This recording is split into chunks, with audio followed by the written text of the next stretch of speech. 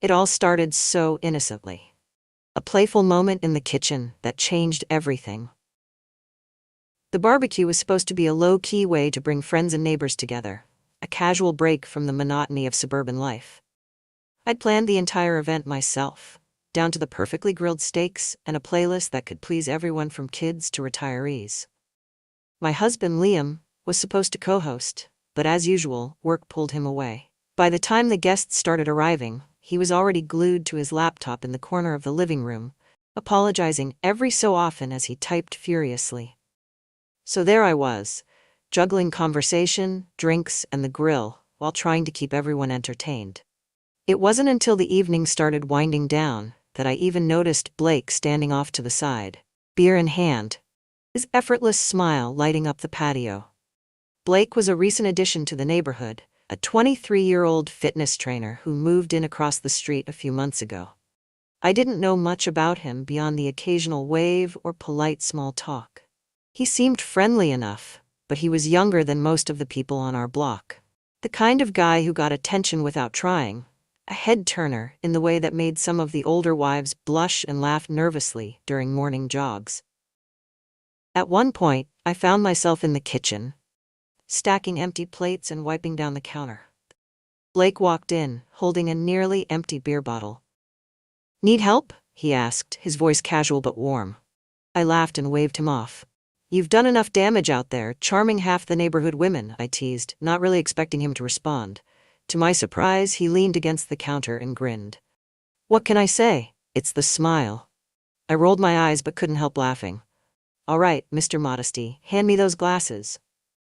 He passed them over, and as I reached to stack them on a high shelf, I felt him watching me. It wasn't uncomfortable exactly, but it was noticeable. The moment lingered just long enough for me to feel the need to break it. "Oh, by the way," I said, turning toward him, "you've got barbecue sauce right there." I gestured toward the corner of his shirt. "Do I?" He looked down, brushing at the spot. When it didn't come off, I acted on impulse. "Here, let me." I tugged at the hem of his shirt, lifting it just enough to check. It wasn't intentional, just a silly, thoughtless gesture to help. But the fabric came up farther than I meant, revealing a glimpse of his stomach. I froze. My hand hovered for a second too long, my eyes catching the sharp ridges of his abs before I quickly dropped the shirt back down. "There," I mumbled, stepping back as heat crept up my neck. Blake didn't move. His grin shifted, his expression softer now, more curious than teasing. For a split second, I thought I saw something flicker in his eyes, something I hadn't felt in a long time. That was the moment. The moment everything shifted, even if I didn't realize it yet. The moment that started what I can only describe as the most exhilarating, terrifying chapter of my life. The next morning, I couldn't stop replaying the moment in my head. It wasn't just the sight of Blake's abs or how effortless it was for him to disarm me. It was the shift I felt in myself. For the first time in years, I was aware of how someone else saw me, how my presence affected them.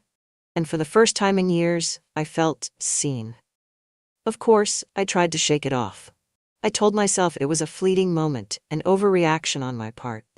Liam and I had been married for 8 years, and though our relationship had settled into something predictable, even stagnant, I always believed we were solid. But then there I was, standing in the middle of the kitchen, holding a cup of coffee, wondering what Blake had thought when I touched his shirt. I didn't have to wonder for long. A week later, I was at the gym, half-heartedly trudging through my usual treadmill routine. It wasn't a glamorous gym, more like one of those small local spots where people came to feel less guilty about skipping dessert. I went out of obligation, more to check it off my list than to achieve any real fitness goals. That's when I saw him. Blake. He was on the far side of the gym, standing in front of a mirror with a set of weights.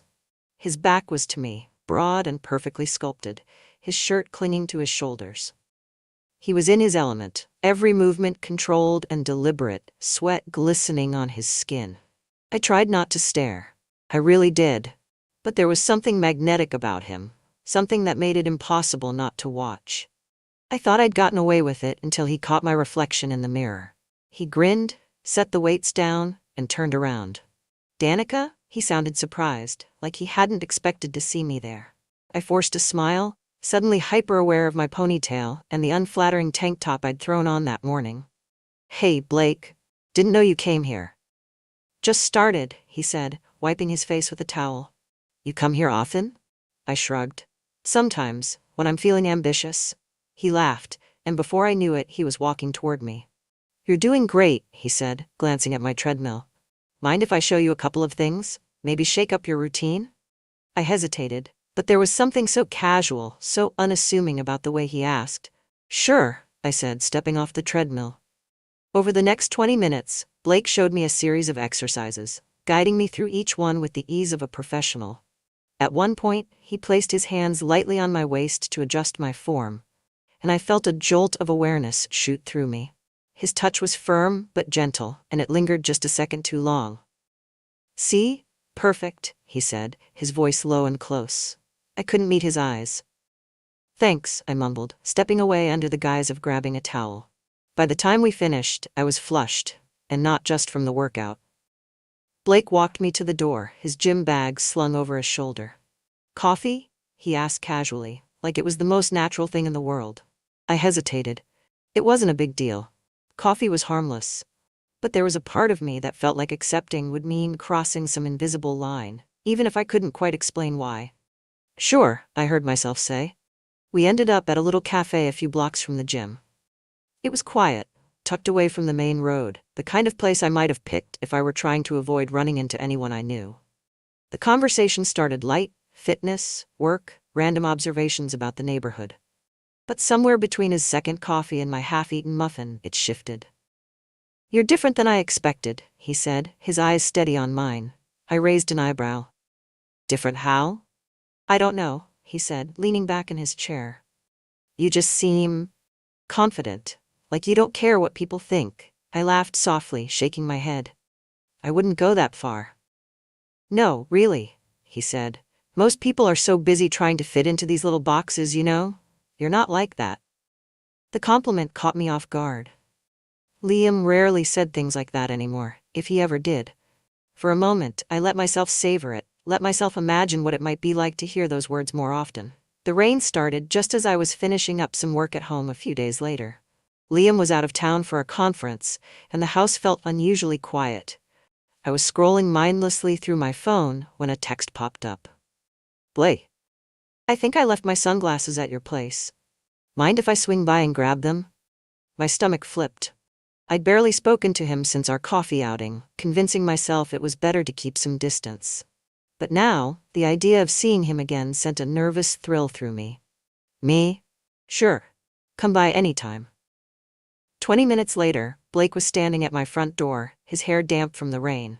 He had that same easy smile, the one that could disarm anyone, and I felt my resolve weakening. "Come in," I said, stepping aside. I poured us each a drink, something casual to take the edge off the awkwardness I was trying so hard not to feel. We sat on the couch, talking about nothing in particular.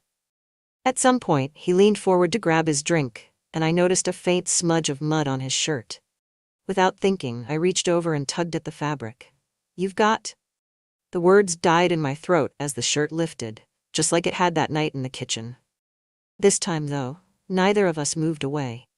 His eyes found mine, and in that moment, the air between us felt electric, charged with something I couldn't name but didn't want to resist. "Danica," he said softly, his voice barely above a whisper. I should have stopped. I should have said something, done something to put distance between us. But instead, I let the moment pull me in, closer and closer, until there was nothing left between us. Blake's lips were softer than I expected, but his kiss wasn't tentative. It was deliberate, like he'd been waiting for this moment and knew exactly what to do with it.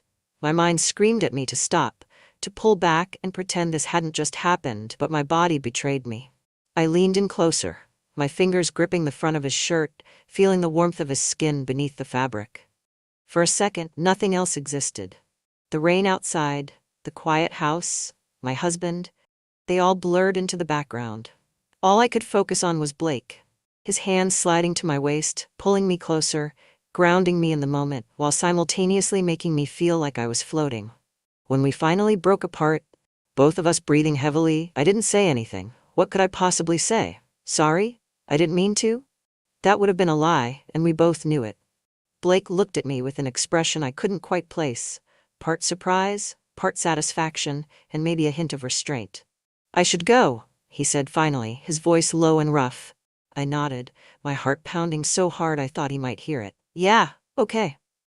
But neither of us moved. The silence stretched between us, thick with everything unspoken, until Blake stood and grabbed his jacket. He hesitated by the door, his hand on the doorknob, then turned back to me. "You're not like anyone I've ever met," he said quietly. And then he was gone. The hours that followed felt like a dream. No, more like a nightmare. Guilt washed over me in waves, and yet, beneath it, there was something else. Something I didn't want to name, because acknowledging it would mean admitting the truth. I wanted him. Not just the fleeting thrill of the kiss, but all of him. I told myself it wouldn't happen again. It couldn't. I was a married woman, and Liam didn't deserve this. But the problem with moments like that kiss is that they don't just disappear. They linger, leaving traces of themselves in everything you do. The next few days were agonizing. Blake didn't text, didn't call, didn't give me any reason to believe he even thought about what had happened between us. And yet I couldn't stop thinking about him. Every time my phone buzzed, my pulse spiked, only to plummet when it wasn't him. When Liam came home from his trip, I tried to throw myself into being the perfect wife. I cooked his favorite meal, listened to him complain about his meetings, even initiated sex for the first time in weeks. But as we lay in bed that night, his hand lazily tracing patterns on my hip, I couldn't stop my mind from drifting. I pictured Blake's hands instead, his mouth, his body pressed against mine.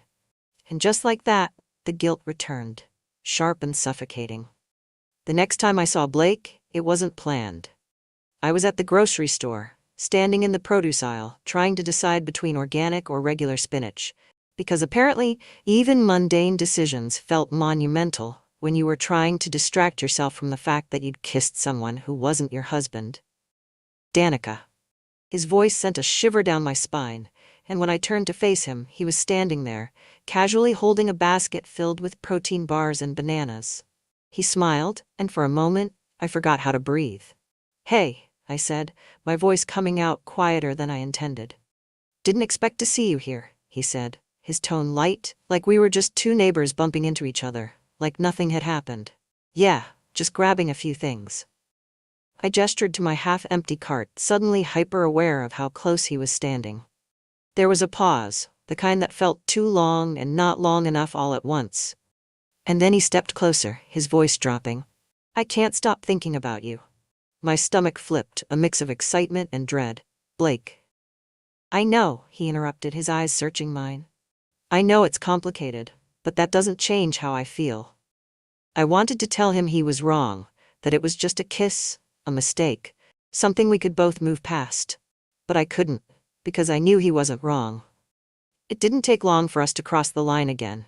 It started with a text late one night. Liam was asleep next to me, his soft snoring filling the room when my phone lit up.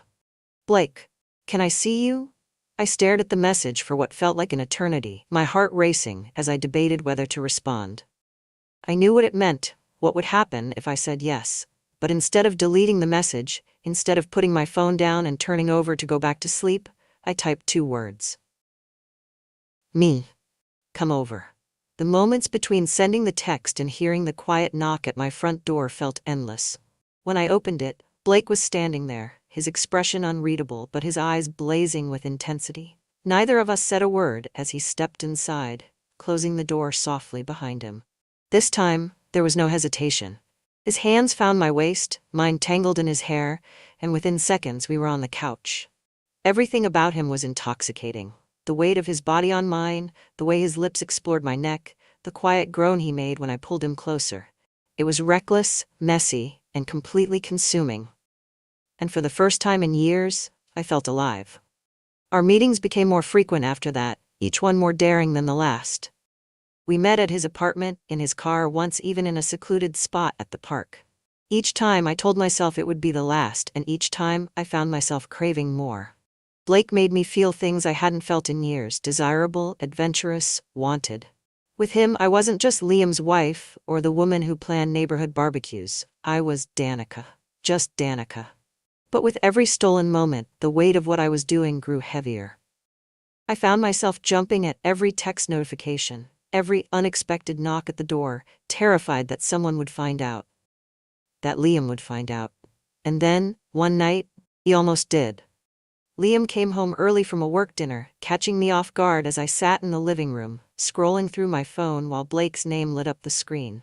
I fumbled to turn it off, my heart pounding as Liam walked in, loosening his tie.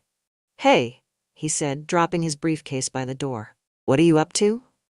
"Nothing," I said too quickly, forcing a smile. "Just catching up on emails." He nodded, thankfully too tired to notice how flustered I was. But as I watched him head to the kitchen, guilt crashed over me like a tidal wave. I had no idea how much longer I could keep this up. Blake became a dangerous addiction, and I couldn't stop myself. The excitement, the rush of secrecy, and the way he looked at me like I was the only person in the world, it was intoxicating. But the closer we got, the more I realized that he wasn't just some casual fling to me, and that terrified me. This wasn't just physical anymore. Emotions were creeping in, messy and uncontrollable. I started to notice subtle changes in Blake. He wasn't content with stolen moments anymore. He began asking questions about Liam. Not just casual questions, but pointed ones. "Do you still love him?" he asked one night as we lay tangled in the sheets at his apartment. I hesitated, and he caught it. "That's your answer," he said quietly, rolling onto his back. I sat up, pulling the blanket tighter around me. "It's not that simple, Blake. I've been with him for 8 years. We have a life together." "A life you're not happy in," he shot back, his voice calm but laced with frustration. He wasn't wrong, but admitting that felt like crossing a line I wasn't ready for. What we're doing, it's not about him," I said, trying to steady my voice. "It's about us." "Is it?" he asked, sitting up to face me. "Because I don't think I can keep doing this if I'm just your escape. I want more, Danica. I want you." His words hit me like a punch to the chest. I hadn't expected this. I thought we both knew what this was. Temporary, fleeting, something that would eventually burn itself out. But now I could see that wasn't what he wanted. And maybe deep down, it wasn't what I wanted either. I left his apartment that night, with my mind spinning. I told him I needed time to think. But the truth was, I didn't know what to think. My life felt like it was splitting in two, and I wasn't sure which version of myself I wanted to keep. The breaking point came a few days later. It was late afternoon, and I was home alone, folding laundry in the bedroom. My phone buzzed on the nightstand and I glanced over to see Blake's name. But this time, it wasn't a text. It was a video. My stomach dropped as I opened it. The screen filled with a scene I recognized immediately. Us, tangled together on his couch, the night he came over in the rain. I felt my breath catch in my throat as I realized what I was looking at. He'd recorded us. The video ended and a second text followed. "Blake, don't worry, it's just for me. No one else will ever see it." I sat there in stunned silence, my mind racing. How long had he been doing this? How many times had he recorded us without me knowing? My hands were shaking as I called him. He answered on the first ring. "Hey," he said, his tone casual, like nothing was wrong. "What the hell is this, Blake?" I snapped, barely able to keep my voice steady. "He recorded us? Without asking me?" There was a pause, and then he sighed. "It's not what you think, Danica. I wasn't trying to. I just wanted something to remember you by. Something to hold on to." "That's not okay," I said, my voice rising. "You had no right to do that." "Calm down," he said, his tone shifting, becoming harder. "It's not like I'm showing it to anyone. It's just for me. You know I'd never hurt you." But his words didn't reassure me. In fact, they made my skin crawl. For the first time since this started, I felt genuinely afraid of him. "I want it deleted," I said firmly. "Every video, every picture, everything. I mean it, Blake." He didn't respond right away, and the silence on the other end of the line was deafening. Finally he said, "Okay, I'll delete them. You have my word." But I didn't believe him. The next few days were a blur of anxiety and paranoia. I couldn't shake the feeling that Blake was watching me, waiting for something. He started texting more, asking to see me, apologizing for the videos, but insisting that he couldn't lose me. His messages ranged from heartfelt pleas to borderline threats, and I felt like I was walking a tightrope, trying to keep him calm while figuring out what to do. Then, one evening, Liam came home earlier than expected. I was in the kitchen, trying to act normal, when he walked in holding the mail. "Hey," he said, flipping through the envelopes. "There's something weird in here for you." He handed me a small package, unmarked and wrapped in plain brown paper. My heart sank as I took it, already knowing who it was from. Inside was a USB drive and a note. Blake's handwriting was unmistakable. "You know how to reach me. Don't make me wait." I froze, my hands trembling as I quickly shoved the package into the nearest drawer. Liam gave me a curious look but didn't press. "Everything okay?" he asked. "Yeah," I said, forcing a smile. "Just some work stuff." But it wasn't okay. None of it was. That night, after Liam went to bed, I plugged the USB into my laptop. It was worse than I thought.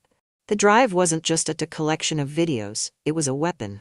Blake had saved everything: texts, photos, and clips from our encounters. He had the power to destroy my marriage, my reputation, my entire life. I knew then that I had to end it. Not just with Blake, but all of it. The affair, the lies, the double life I'd created. I couldn't keep doing this. The next day, I texted Blake and told him we needed to meet.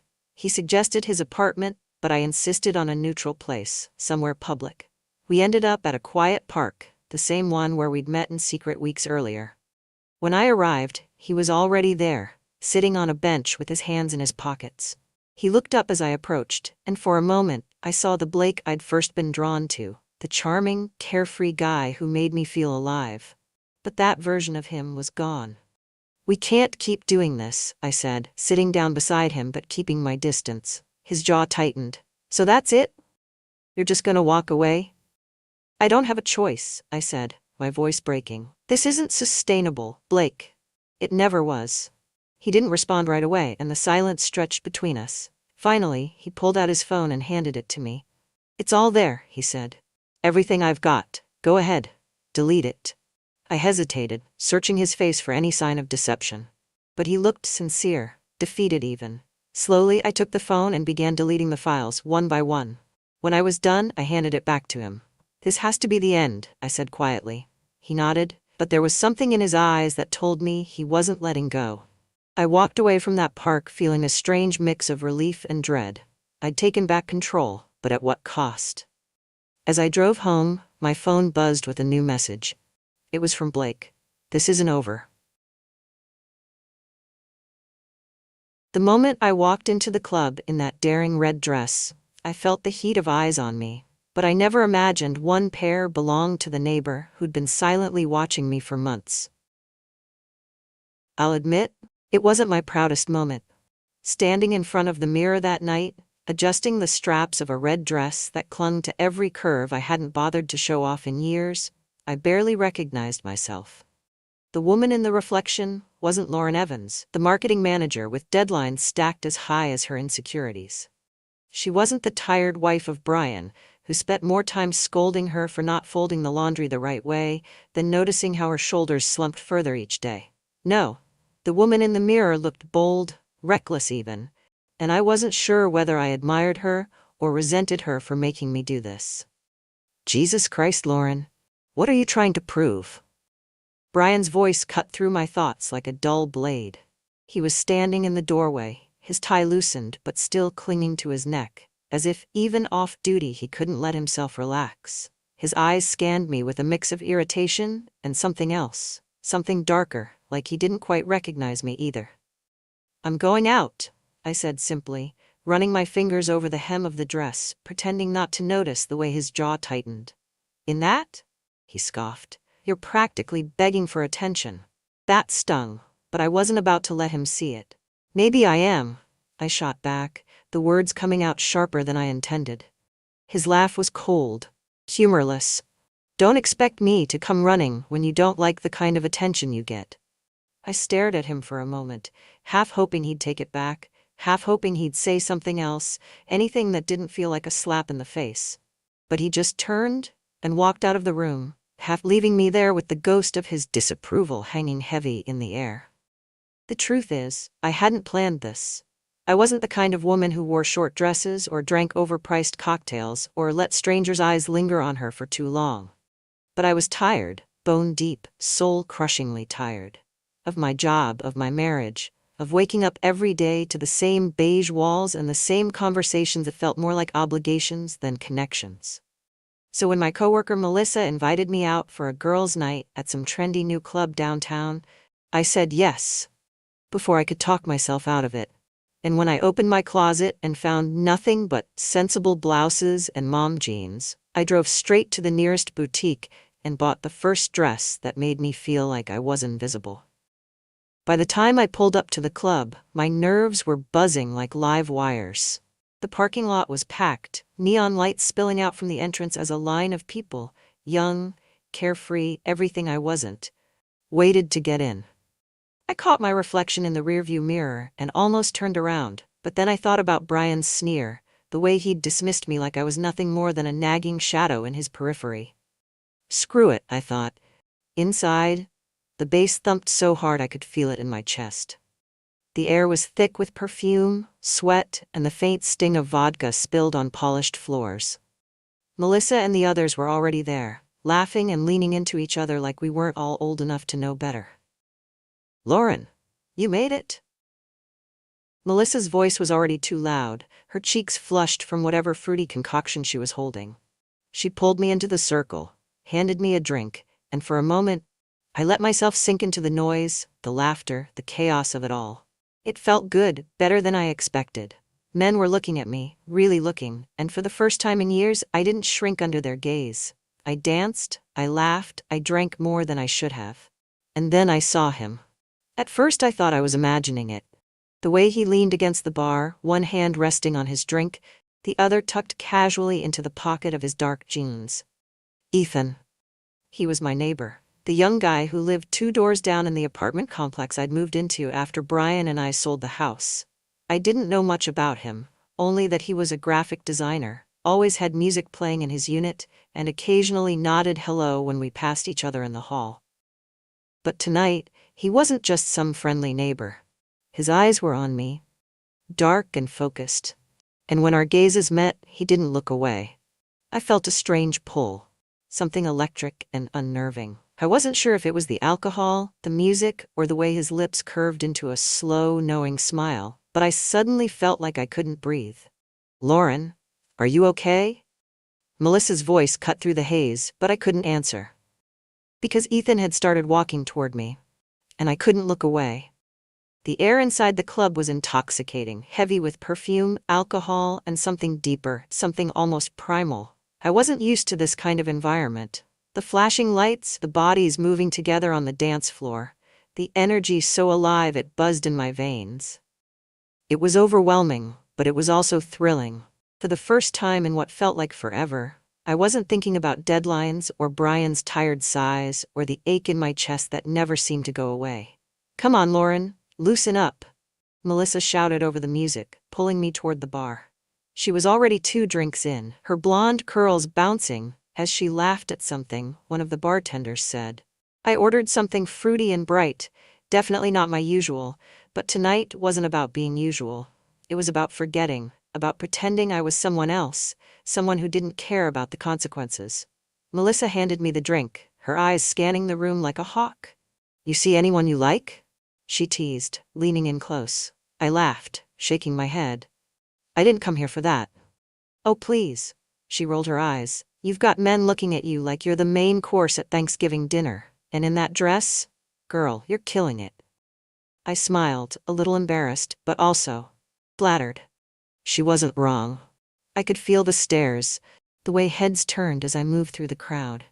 It was a kind of attention I hadn't felt in years, and though a part of me wanted to shrink away from it, another part, a bigger part, soaked it in. We made our way to the dance floor, and before I knew it, I was moving. The music was loud and fast, the bass pounding in time with my heartbeat. Melissa and the others were cheering me on, but I barely noticed them.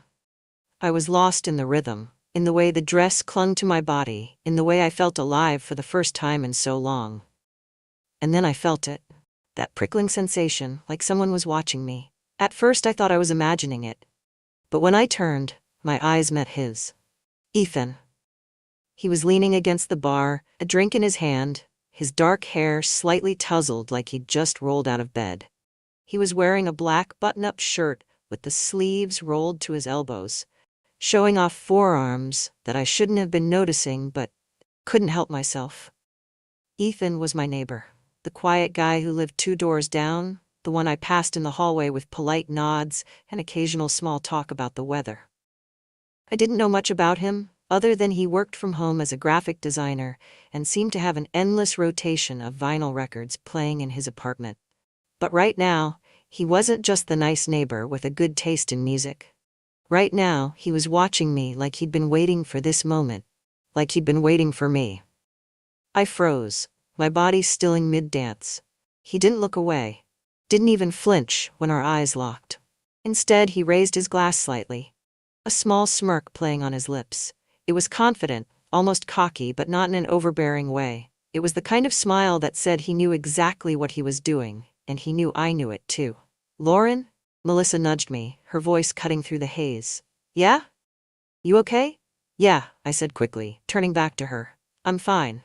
But I wasn't. My pulse was racing, my skin felt hot, and I couldn't shake the feeling of his eyes on me. Over the next hour, I tried to lose myself in the music again. But it was impossible. Every time I glanced toward the bar, Ethan was there, watching. Not in a creepy way. It wasn't that kind of stare. It was focused, deliberate. Like he was trying to figure me out. And the worst part, I didn't hate it.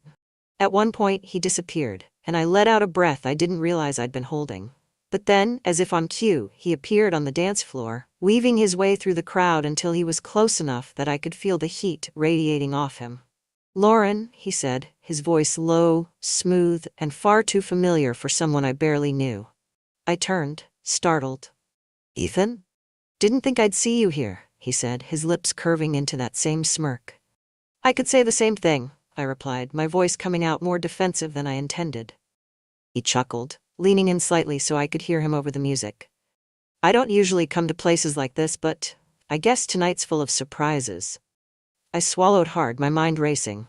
What was he doing here? Was this a coincidence, or— "You look amazing, by the way," he said, cutting off my train of thought. My cheeks flushed. "Thanks."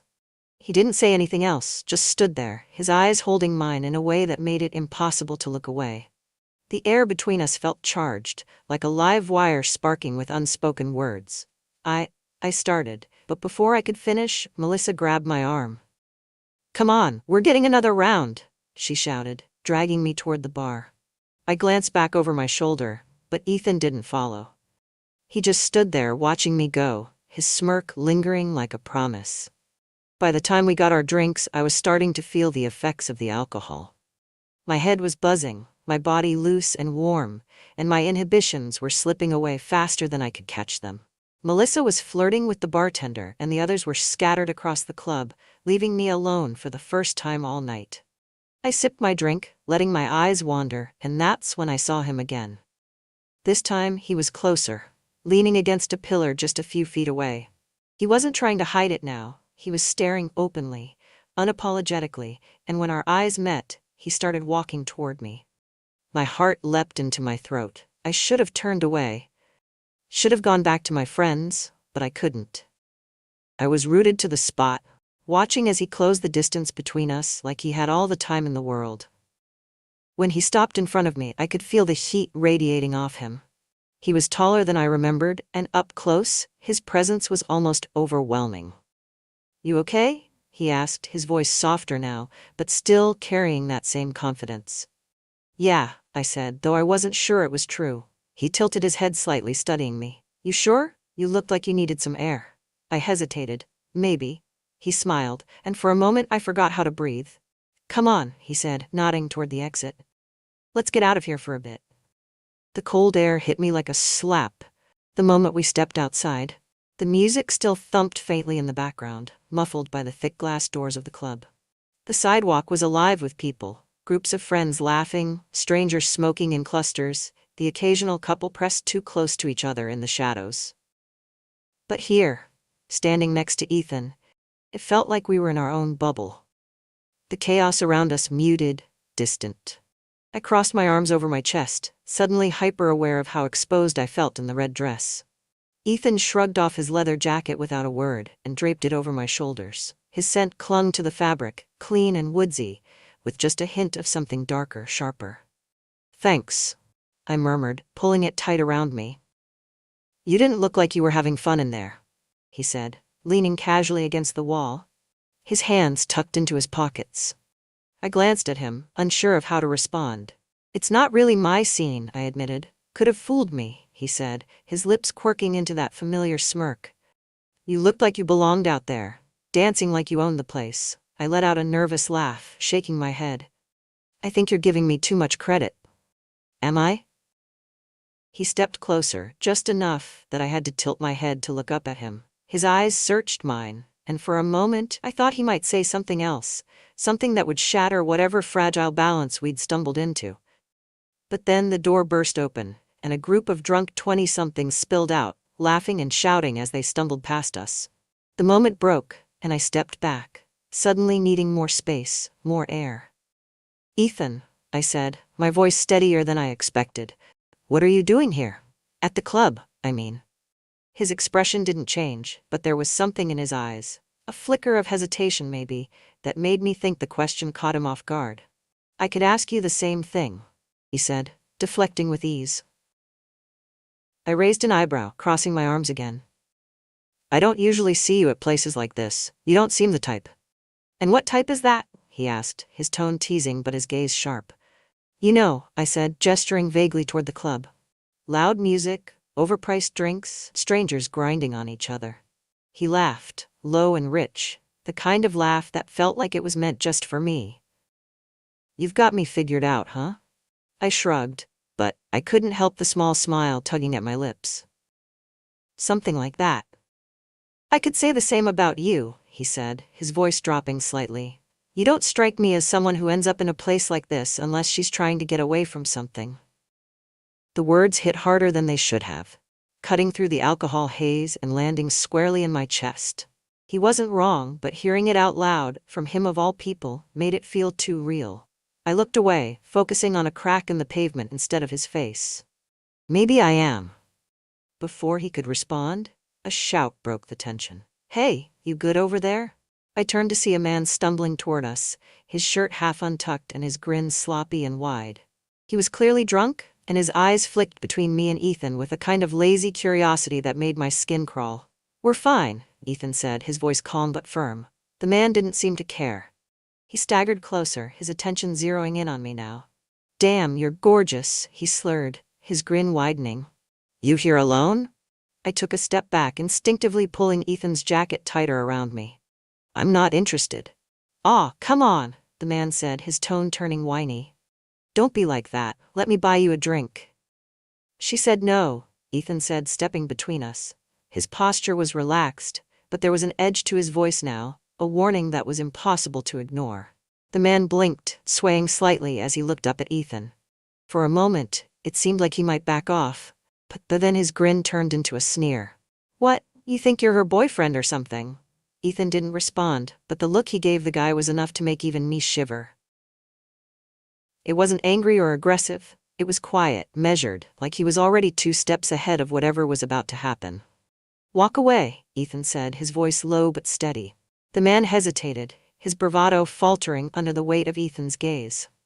After a few tense seconds, he muttered something under his breath and stumbled off, disappearing into the crowd. You didn't have to do that, I said once the man was gone. Ethan turned back to me, his expression softening. Yeah, I did. I didn't know how to respond to that, so I didn't. Instead, I looked down at my hands, at the chipped nail polish that suddenly felt glaringly out of place against the sleek fabric of the red dress. Are you okay? He asked, his voice gentler now. Yeah, I said, but it came out too quickly, too defensive. He tilted his head, studying me again like he had inside the club. You don't have to lie, you know. I'm not lying, I said, but the words felt hollow, even as I said them. He didn't push, but the silence that followed was heavy, filled with all the things I didn't want to admit. Come on, he said finally, nodding toward the street. Let me drive you home. I hesitated, my instincts warring with my exhaustion. Part of me wanted to say no, to insist that I could take care of myself, but the other part, the part that was tired and vulnerable and too raw to fight, won out. Okay, I said quietly. His car was parked a few blocks away, and the walk was quiet, the air between us thick with unspoken tension. I could feel his presence next to me, steady and solid, and for some reason, it made me feel safer than I had in a long time. When we reached his car, he opened the door for me without a word. I slid into the passenger seat, the leather cool against my legs, and watched as he rounded the hood and climbed in beside me. Neither of us spoke as he started the engine and pulled out onto the street. The silence wasn't uncomfortable, but it wasn't exactly easy either. It was loaded, charged, like we were both waiting for something to happen but too afraid to make the first move. "You don't have to do this," I said finally, breaking the silence. "Do what?" "Drive me home. Be nice to me." He glanced at me, his brow furrowing slightly. "Why wouldn't I?" I didn't have an answer for that, so I looked out the window instead, watching the city lights blur past. By the time we pulled into my driveway, the tension in the car was almost unbearable. I reached for the door handle, desperate for the escape, but his voice stopped me. "Lauren." I turned, my hand hovering over the handle. He hesitated, his fingers drumming lightly against the steering wheel. "I meant what I said earlier. You look amazing tonight." The sincerity in his voice caught me off guard, and for a moment, all I could do was stare at him. "Thanks," I said finally, my voice barely above a whisper. He nodded, his gaze lingering on me a moment longer before he looked away. "Good night?" "Good night," I said, slipping out of the car and into the cold night air. But as I walked to my front door, my heart pounding in my chest, I couldn't shake the feeling that this night wasn't over yet. I closed the door behind me and leaned against it, letting out a long, shaky breath. The silence of my house was jarring after the noise and chaos of the club. But it wasn't comforting. It was the kind of silence that pressed down on you, magnifying every doubt, every thought you tried to suppress. I kicked off my heels, letting them clatter to the floor, and pulled Ethan's jacket tighter around my shoulders.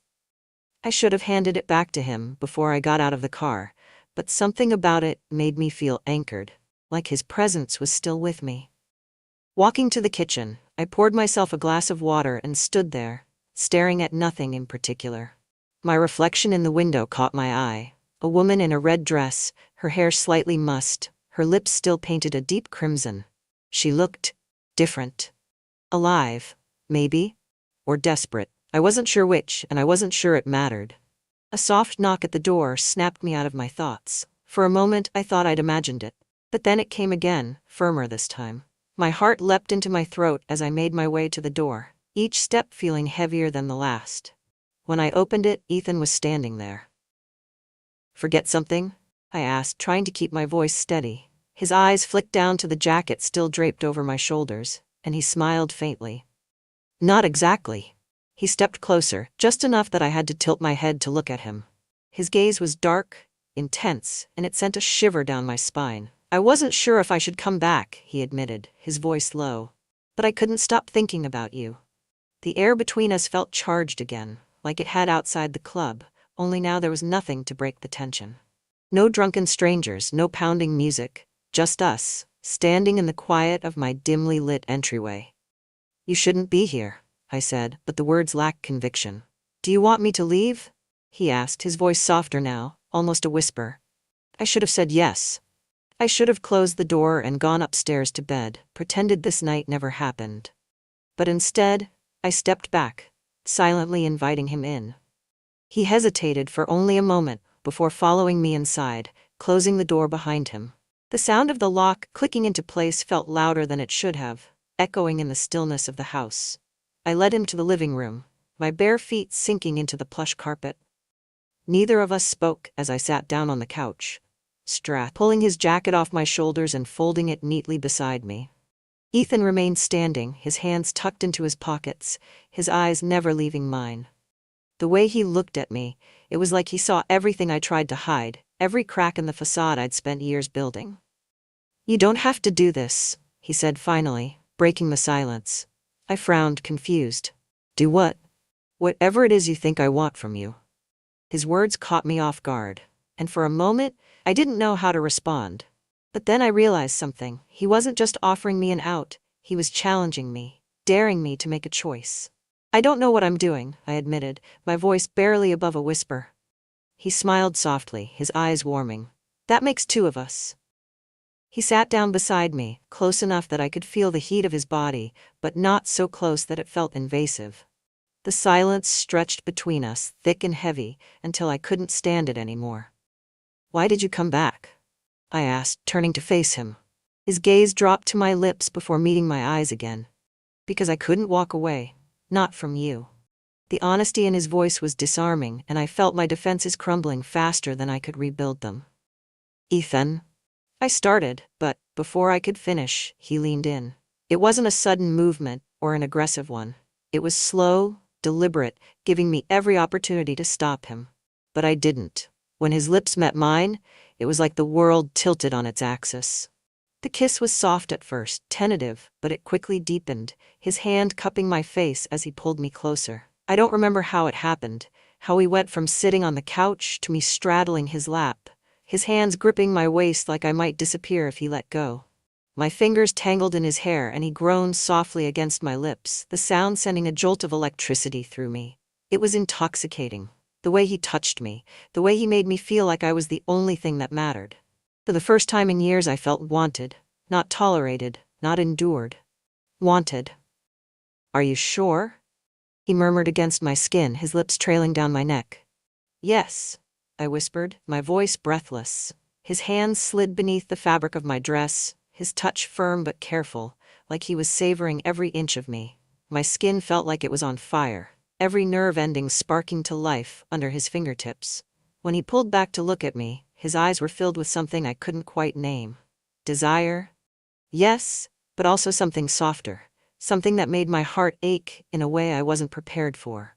"You're beautiful," he said, his voice rough. I opened my mouth to respond, but the words caught in my throat.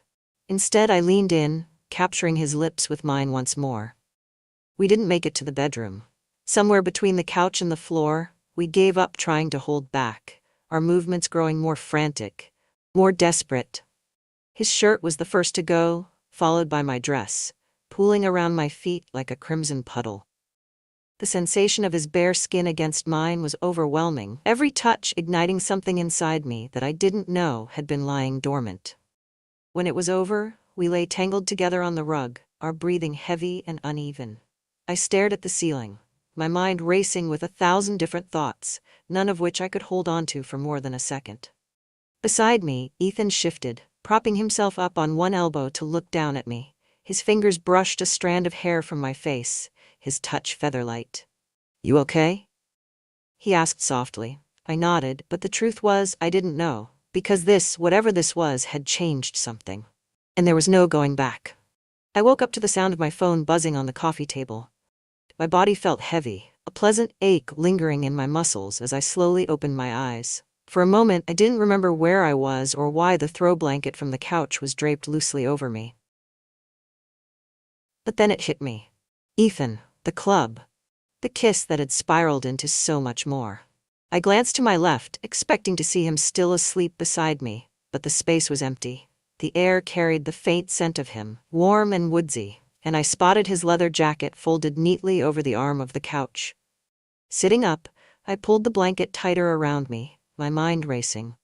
The logical part of me screamed that this was a mistake, but the part of me that had been so desperately lonely, so starved for attention, felt something dangerously close to satisfaction. My phone buzzed again, yanking me out of my thoughts. I grabbed it, my heart sinking when I saw Brian's name on the screen.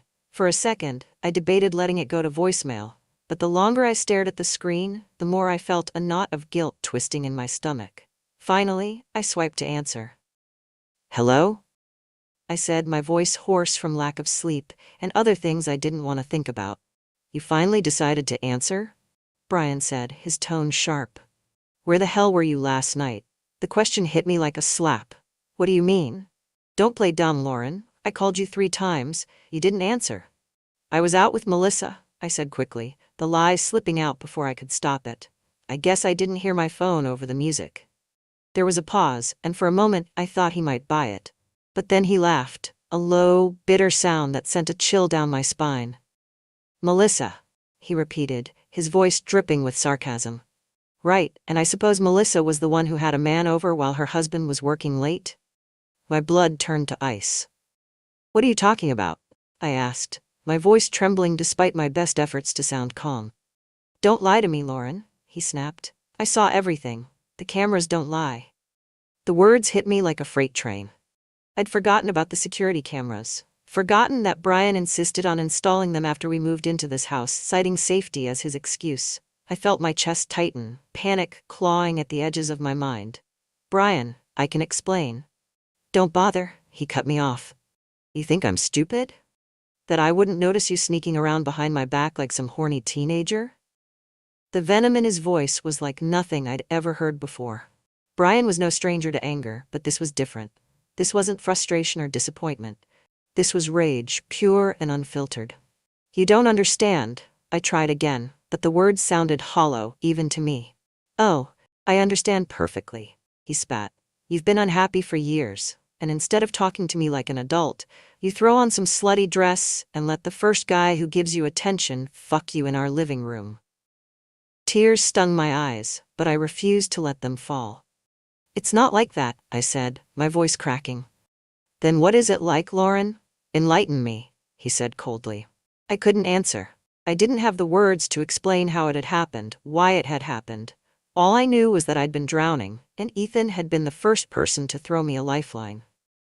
The silence on the other end of the line stretched, heavy and suffocating. Finally, Brian spoke again, his tone eerily calm. "I'm not doing this over the phone," he said. "I'll be home in an hour. Be ready." The line went dead before I could respond, leaving me staring at the screen in stunned silence. The house felt impossibly quiet as I waited for him to come home. I'd already showered, scrubbing my skin raw, as if that could erase the evidence of what had happened. I'd changed into a simple sweater and jeans, trying to look as unassuming as possible, but nothing could soften the tension coiled in my chest. When Brian finally walked through the door, his expression was unreadable. He set his briefcase down by the stairs and loosened his tie, his movements slow and deliberate. "Brian?" I started, but he held up a hand to silence me. "Sit," he said, nodding toward the couch. I obeyed, my hands clasped tightly in my lap. He stood over me, his eyes cold and unyielding. "Do you even realize what you've done?" he asked, his voice low but steady. I swallowed hard. "It wasn't planned. I didn't mean for it to happen." "But it did," he interrupted. "You let it happen." "I was lonely," I admitted, my voice barely above a whisper. "I felt invisible, like I didn't matter to you anymore." His laugh was sharp and humorless. "So what? You thought fucking the neighbor would solve all your problems? No? Do you even know what this could cost us?" he demanded, his voice rising. "What if someone else finds out? What if this gets out at work? My career, my reputation, everything I've worked for could be ruined because you couldn't keep your legs closed." The words cut deep, but I didn't have the strength to fight back. "I'm sorry," I said, my voice breaking. "Sorry doesn't fix this, Lauren," he snapped. "Sorry doesn't undo what you've done." He paced the room, running a hand through his hair as he tried to rein in his anger. Finally he stopped, turning to face me with a look that sent a chill down my spine. "This is what's going to happen," he said, his tone cold and calculated. "You're going to end whatever the hell this is with him. You're going to block his number, avoid him like the plague, and pretend he doesn't exist. Do you understand me?" I nodded, my throat too tight to speak. "And if you don't," he continued, "I'll make sure he regrets ever laying a hand on you. And you can kiss this house, your job, and whatever little shred of dignity you have left goodbye." His threat hung in the air, heavy and suffocating. I wanted to argue, to push back, but the look in his eyes told me it would only make things worse. "I understand," I said quietly, the words tasting like ash in my mouth. "Good," he said, his voice clipped. "Because if you screw this up again, I swear to God, Lauren, you'll wish you hadn't." With that, he grabbed his briefcase and headed upstairs, leaving me alone in the silence once more. I sat there for a long time, staring at the empty space where he'd been standing. The weight of his words pressed down on me, suffocating and inescapable. I should have felt relieved that he hadn't kicked me out, that he was giving me a chance to fix things. But all I felt was emptiness, a hollow ache that gnawed at my insides and refused to let go. Somewhere deep down, I knew this wasn't over. Not with Ethan, not with Brian, and not with me. The days that followed felt like walking through quicksand. Every moment was heavy, deliberate and suffocating, as though even breathing too loudly might set Brian off again. He barely spoke to me unless it was absolutely necessary, and when he did, his words were sharp-edged and clipped. The tension in the house was unbearable, but I stayed because, honestly, I didn't know what else to do. I deleted Ethan's number the morning after Brian's ultimatum. I avoided the hallway windows and the sound of footsteps in the apartment corridor, terrified that even a casual glance in Ethan's direction might ignite the powder keg that was my marriage. But it wasn't as simple as pretending he didn't exist. Ethan had been my escape, my proof that I wasn't invisible, and now the silence between us was louder than anything Brian could throw at me. I hadn't seen him since that night, until today. I was in the parking lot, juggling my work bag and a grocery bag when I saw him leaning against his car. He was on the phone, his voice low and casual, but the moment he spotted me, his words faltered. "Yeah, I'll call you back," he muttered, slipping his phone into his pocket. I froze. My keys were halfway to the car door, my pulse racing as Ethan started walking toward me. "Lauren," he said softly, his tone cautious, like he was testing the waters. I glanced around, half expecting Brian to come storming out of nowhere, but the lot was quiet, save for a few distant sounds of traffic. "What are you doing here?" I asked, my voice sharper than I intended. "I live here," he said, a faint smirk tugging at his lips, though it didn't reach his eyes. "You've been avoiding me." "Because I have to," I said, lowering my voice. "Brian knows about us." His expression darkened and he took another step closer. "What do you mean he knows?" "He saw the security footage," I admitted, glancing down at my hands. "He knows everything." Ethan swore under his breath, raking a hand through his hair. "Did he hurt you?" "No," I said quickly, though the memory of Brian's cold fury still sent a chill down my spine. "But he threatened to ruin both of us if I didn't cut you off." Ethan's jaw tightened, his hands clenching into fists at his sides. "And you're just gonna let him control you like that?" "What choice do I have?" I asked, my voice cracking. "He's my husband, Ethan. He's got leverage I can't fight against." Ethan didn't respond immediately. Instead, he studied me, his eyes searching mine for something I wasn't sure I could give him. Finally, he let out a heavy sigh. "This isn't over," he said, his tone quiet but firm. "Yes, it is," I whispered, though the words felt hollow even as I said them. He didn't argue, but the look in his eyes told me he didn't believe me.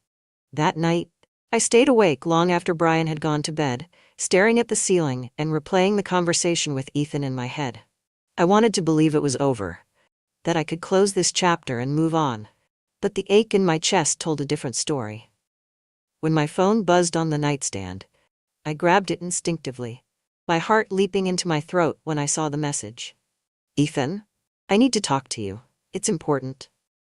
I hesitated, my fingers hovering over the screen. I should have ignored it, deleted it, done anything but open Pandora's box again, but instead I typed 2 words, "Me, not now." The reply came almost immediately. "Ethan, tomorrow. Meet me at the park at 7, please." I didn't respond, but I didn't delete the message either. The next evening, I told Brian I was running errands after work. He barely looked up from his laptop, muttering something about dinner being in the fridge, and I left before he could ask any questions. The park was quiet, the sun sinking low on the horizon and casting everything in a warm, golden light. I spotted Ethan sitting on a bench near the fountain, his shoulders tense as he stared at the water. When he saw me, he stood, his expression softening with a mix of relief and hesitation. "You came," he said, his voice carrying a weight that made my stomach twist. "I can't stay long," I said, crossing my arms over my chest. He nodded, gesturing for me to sit. "I won't take up too much of your time." I hesitated before sitting beside him, keeping a careful distance between us. "What's so important?" I asked, my tone clipped. Ethan didn't answer right away. Instead, he pulled something from his pocket, a manila envelope, and handed it to me.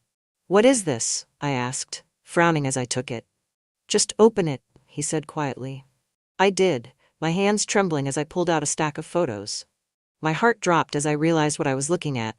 Pictures of Brian, sitting across from a woman in a cafe, his hand resting on hers, their faces inches apart. "What?" I breathed, flipping through the images. There were more. Brian leaving the cafe with the woman, the 2 of them getting into a car together, his hand on her lower back. I didn't want to believe it, Ethan said, his voice low. But I've seen them together more than once. I thought you should know. My mind reeled, the photos blurring in my hands as 1,000 questions fought for dominance. How long had this been going on? Who was she? Did Brian love her? Was this why he'd been so cold, so distant? I'm sorry, Ethan said, his voice pulling me back to the present. I know this isn't what you wanted to hear, but you deserve the truth. I stared at the photos for what felt like an eternity before shoving them back into the envelope. My hands were shaking, my heart pounding so hard it felt like it might burst. Why are you doing this? I asked, my voice trembling. Because I care about you, he said simply. I left the park without another word, the envelope clutched tightly in my hands. When I got home, Brian was in the kitchen, pouring himself a glass of wine. He looked up when I walked in, his eyes narrowing slightly as he took in my expression. Everything okay? He asked, his tone laced with suspicion. I set the envelope on the counter between us, my hands still trembling. You tell me. His eyes flicked to the envelope, his jaw tightening as he realized what it was. Lauren, I can explain. No, I said, my voice steady for the first time in days. You can't. For the first time in years, I saw fear in Brian's eyes, and it gave me a strength I didn't know I had. This marriage is over, I said quietly, turning and walking away before he could say another word. As I sat alone in the quiet of my bedroom, the weight of everything crashed down on me. My marriage was a lie, my life was in shambles, and I had no idea what came next. But for the first time in years, I felt something I hadn't felt in a long time. Hope. I didn't sleep that night. The house felt heavier than ever, its silence oppressive, like it was holding its breath. Brian hadn't followed me upstairs after I told him it was over. I didn't know where he was. If he was sitting in the kitchen, nursing his wine, or if he'd stormed out into the night. But I didn't care. For once, I wasn't thinking about what he would do or say. I wasn't trying to fix things, to smooth over the cracks in a marriage that had been crumbling for years. For the first time in forever, I was thinking about what I wanted. By the time the sun started to rise, I'd made up my mind. I packed a bag before Brian woke up. Just the essentials, a few changes of clothes, my laptop, and the envelope of photos Ethan had given me. I wasn't sure where I was going, but I knew I couldn't stay. When I came downstairs, Brian was sitting in the living room, staring blankly at the wall. His tie was still undone from the night before, his shirt wrinkled and untucked.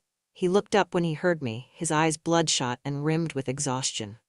You're really doing this, he said, his voice hollow.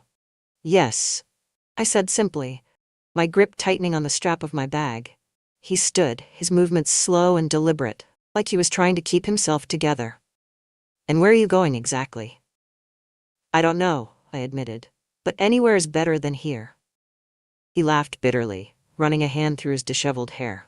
You think this is going to solve anything? Leaving like this? It's not about solving anything, I said, my voice firm. It's about starting over. Brian shook his head, his expression a mix of anger and disbelief. You're going to regret this, Lauren. You think you're free, but you're not. Not from me. Not from the mess you've made. The threat in his words hung heavy in the air, but I didn't flinch. You don't control me anymore, I said quietly, turning and walking toward the door. I didn't look back as I drove away from the house, my heart pounding in my chest. The weight of what I'd done, the finality of it, pressed down on me, but it wasn't the suffocating kind of weight I'd grown used to. This was something else, something lighter, freedom. I didn't go far. Just a small motel on the outskirts of town, the kind of place where no one asked questions. The room was basic, beige walls, a scratchy bedspread. But it was mine. For the first time in years, I felt like I could breathe. I spent the next few days in a haze, trying to piece together what my life would look like now. I filed for separation, contacted a lawyer, and started looking for apartments. It was overwhelming, terrifying, but also exhilarating. And then there was Ethan. He texted me the day after I left Brian. Just one word, okay? I stared at the message for a long time, my fingers hovering over the keyboard. I didn't know what to say to him, or if I even should. He'd been a catalyst, a spark that lit the fire I didn't know I had in me, but he wasn't the answer. Still, I couldn't ignore him. Not completely. I'm fine, figuring things out. His reply came quickly. Ethan, if you need anything, I'm here. I didn't respond after that, but knowing he was there, knowing someone cared, meant more than I wanted to admit. A week later, I found myself back at the park where we'd last met. I wasn't sure why I went there. Maybe I was hoping for closure, or maybe I just wanted to feel the sun on my face after days of hiding. To my surprise, Ethan was there. He was sitting on the same bench, a sketch pad in his lap and a pencil in his hand. He looked up when he saw me, his eyes widening slightly before a small smile curved his lips. "Lauren," he said, setting the sketch pad aside as I approached. "Didn't think I'd see you here." "I didn't think I'd come back," I admitted, sitting down beside him. He didn't say anything, and for a while we just sat there, the sound of the fountain filling the silence between us. "Thank you," I said finally, my voice barely above a whisper. "For what?" he asked, glancing at me. "For everything," I said. "For helping me see what I couldn't, for giving me the push I needed." Ethan nodded, his gaze dropping to his hands. "I didn't want to complicate things for you," he said quietly, "but I couldn't just stand by and do nothing." "You didn't complicate things," I said, shaking my head. "You made me realize I deserved more than what I was settling for." He looked at me then, his eyes filled with something I couldn't quite name. "So what now?" I hesitated, the question hanging in the air between us. "What now?" I didn't have an answer, not yet. "I don't know," I admitted, "but I think that's okay." Ethan smiled softly, his hand brushing mine in a gesture that was more comforting than romantic. "Yeah, it is." As I walked away from the park, I felt a strange sense of peace. My life was still a mess, and I had no idea what the future held, but for the first time in years, I wasn't afraid. This wasn't the end. It was a beginning.